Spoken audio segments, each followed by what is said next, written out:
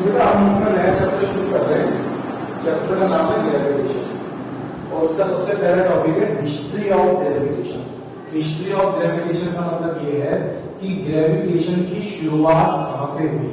आपके हिसाब से ग्रेविटेशन की शुरुआत कहां से हुई है?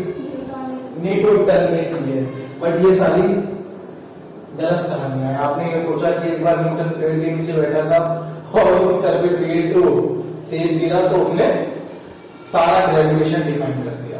बट ग्रेविटेशन की जो शुरुआत है ना, वो बहुत हजारों साल पहले एक साइंटिस्ट थे या रिसर्चर थे या कोई फालतू आदमी, आप इनको कुछ भी कह सकते हो, ये बैठे थे और इन्होंने इस बारे में सोचना शुरू किया कि ऐसा क्यों होता है कि रोज सूरज निकलता है।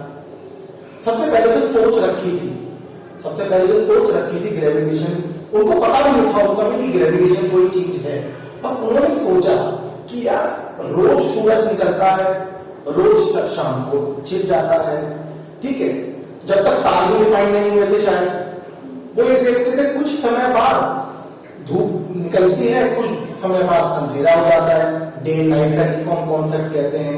फिर उन्होंने ये भी सोचा कि यार विंटर्स आती है, मतलब कि उस समय उन्होंने जो सोचा होगा, मैं कंक्लूडेड बात बता रहा हूँ।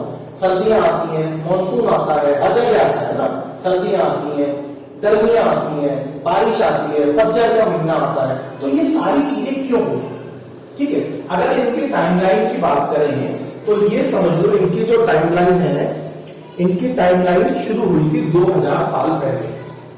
टॉलमी ने जो सबसे पहले जो कॉन्सेप्ट दिया था, इट वॉज 2000 ईयर्स बैक, ठीक है। तो इन्होंने सबसे पहले एक थ्योरी ये दी थी कि जो हमारा एक थ्योरी होती है जियोसेंट्रिक थ्योरी। अब ये जियोसेंट्रिक थ्योरी का मतलब क्या है? जियो मीन्स अर्थ और सेंट्रिक मीन्स सेंटर। मतलब ये है कि पहले लोगों का या टॉलमी का ये मानना था कि अर्थ सारी चीजों का सेंटर है और बाकी जितनी भी चीजें हैं उसके चारों तरफ घूमती है।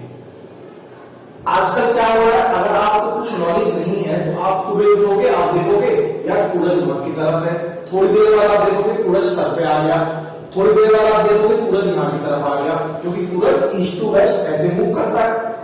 एक नॉर्मल बंदा, एक छोटा बच्चा क्या सोच सकता है? वो यही तो सोचता है कि चक्कर कौन काट रहा है?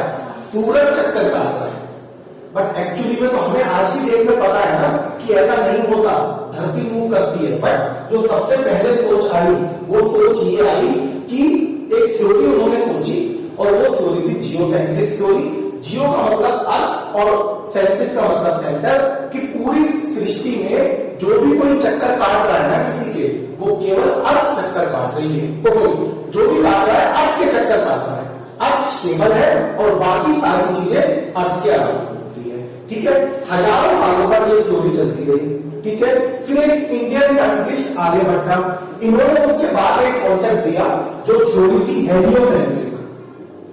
हेलियोसेंट्रिक थ्योरी इन्होंने लगभग 500 एडी में दी थी। बट क्योंकि उस समय लोग इनको, ठीक है, उस समय बेटा लोग इनको जानते ही नहीं थे, तो जो उनकी सोच थी ये सोच आगे लोगों तक पहुंच नहीं पाई।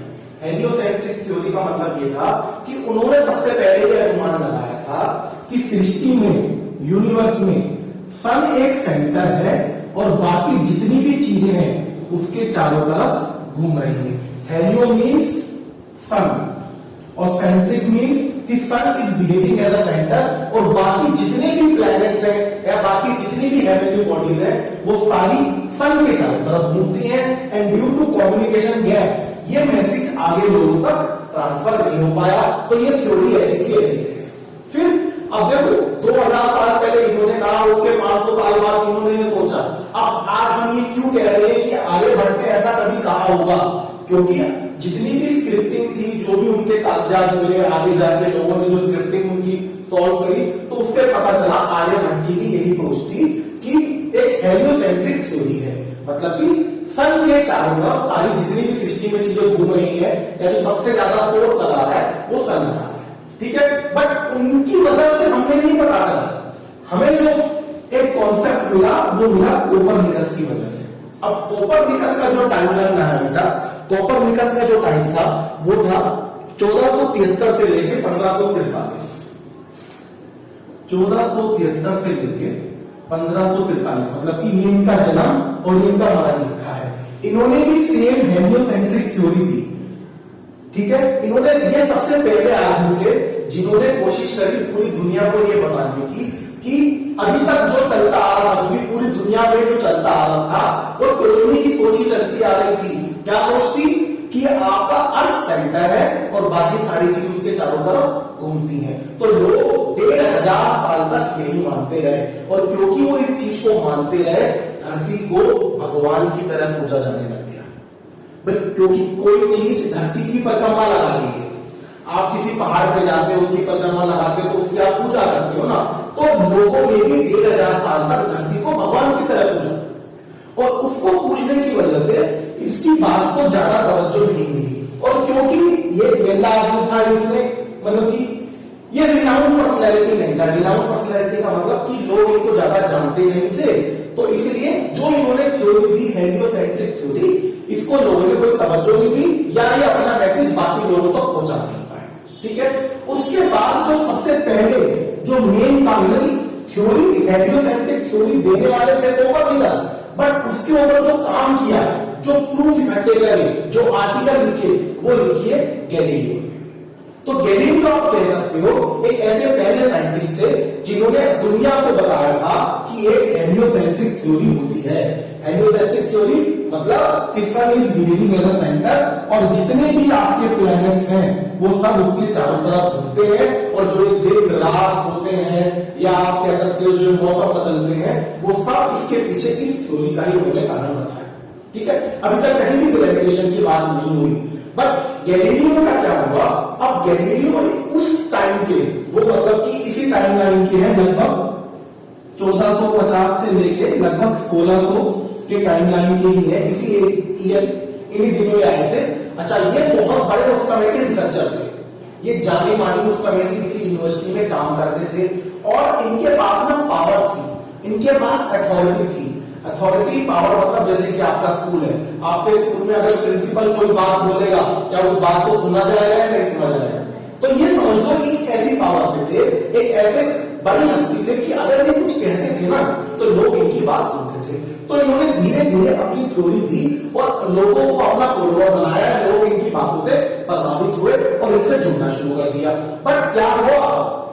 इनको सजा मिली। इनको सजा किस वजह से मिली? क्योंकि अभी तक लोगों का ये मानना था कि अर्थ हमारा क्या है? भगवान। और इन्होंने एकदम से आगे कह दिया कि अर्थ जो तुम जिसको भगवान की तरह पूछते हो ना, वो उसकी दुनिया चक्कर नहीं काटती, अर्थ तुम्हारा भगवान ही सूरज के चक्कर काटता है।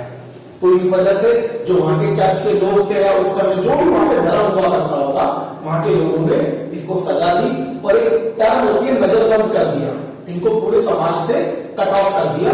और कुछ सालों तक वो उस नजरबंद में, कुछ सालों के बाद वो मर गए। पर कॉन्सेप्ट भी अपना देके चले गए थे। इनके कुछ फॉलोअर्स इकट्ठे हुए, उनके कुछ फॉलोअर्स में से एक बच्चा था, ये एक स्कॉलर था। स्कॉलर मतलब कि ये साइंटिस्ट नहीं था, ये शुरुआती दौर में इन्हीं का फॉलोअर था। और इनके मर जाने के बाद टैका ब्राही ने अपना बीड़ा उठाया कि अब मैं इस थ्योरी को, हेलियोसेंट्रिक थ्योरी को आगे लेके जाऊंगा। अब आगे लेके जाने के लिए इनको बहुत सारे प्रूफ इकट्ठे करने थे।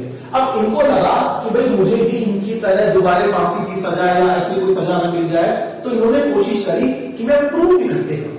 प्रूफ इकट्ठे करूं मतलब कि अगर मुझे अपनी बात किसी के आगे रखनी है और मैं इतनी बड़ी बात कह रही हूं, मैं किसी बात के लिए भगवान को लगा रहा हूं, क्योंकि ये भगवान के खिलाफ कह रहे थे उस समय, तो इन्होंने सोचा कि मैं प्रूफ इकट्ठे करता हूं। तो उन्होंने प्रूफ इकट्ठे करने के लिए डाटा बनाने शुरू करे, अपनी चीज को प्रूफ करने के लिए कॉपियां भरनी शुरू, करते करते करते करते इनकी पूरी जिंदगी निकल गई। ये इनका जो टाइम पीरियड था, ये लगभग 50 साल जिए थे। और उस 50 साल के गैप में इन्होंने बहुत डाटा इकट्ठा किया, और वो सारा डाटा आसमानी तारों के ऊपर था। ऐसा नहीं था कि ये डाटा को कंक्लूड नहीं कर पाए। बात क्या रही कि इनकी डेथ हो गई, तो इसलिए डाटा को कंक्लूड नहीं कर पाए, डाटा इतना सारा था, ठीक है। फिर उसके बाद आए जोनाथिस केपलर, और जोनाथिस केपलर ने इन टैका ब्राही के ही सारे डाटा को स्टडी किया, उसको कंक्लूड किया, और उन सारे डाटा की मदद से जोनाथिस केपलर ने Kepler's law of Kepler's law of planetary motion बनाया, Kepler's law of planetary motion. और यही हमारा आज का अगला टॉपिक होने वाला है कि 3 लॉ जो केपलर ने दिए थे वो क्या है। ठीक है, अभी तक कहीं भी न्यूटन का कोई रोल नहीं आया। अब केपलर के बाद आते हैं आपके न्यूटन। न्यूटन का क्या योगदान था? न्यूटन ने इन सारी चीजों को ग्रेविटेशन से जोड़ा। ग्रेविटेशन तो इन्होंने ये कहा कि जो भी एक चीज हो रही है ना, कि धरती सूरज के चक्कर काट रही है, या मरकरी सूरज के चक्कर काट रही है, या कोई मून धरती के चक्कर काट रहा है, जो भी कोई किसी के चक्कर काट रहा है, उसके पीछे केवल एक कारण है और वो है आपका ग्रेविटेशन फोर्स। ठीक है, और इन्होंने अपनी मन के हिसाब से नहीं करा, उन्होंने भी ये सारे डाटा को स्टडी किया। जिसमें जो डाटा इकट्ठा कर रखा था उन सबको इन्होंने ढंग से स्टडी किया और इन्होंने आगे पब्लिश कर दिया। जो ये भी बड़ी पोजीशन पे थे तो लोगों ने इनकी भी बात मानी।